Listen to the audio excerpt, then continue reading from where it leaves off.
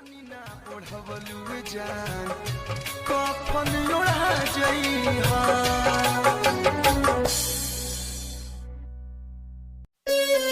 हमारे बिन अधूरे तुम रहोगे, कभी चाहा किसी ने खुद तुम कहोगे। हमारे बिना अधूरे तुम रहोगे, कभी चाहा किसी ने खुद तुम कहोगे। हम ना होंगे तो ये आलम ना होगा, मिलेंगे बहुत से पर हमसा कोई पागल ना होगा।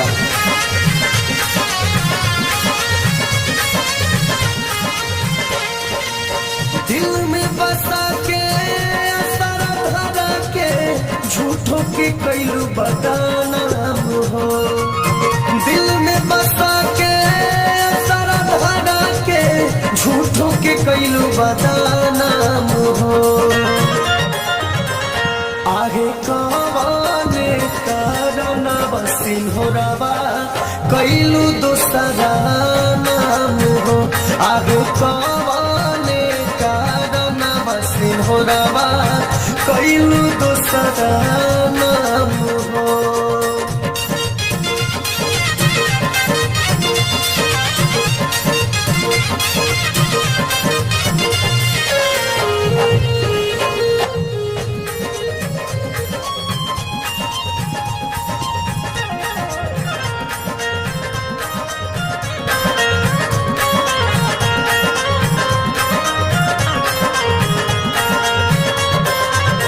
क्रिया खिलू संगे जिए मरे के, जिंदगी के नैया मिलके पार करे के।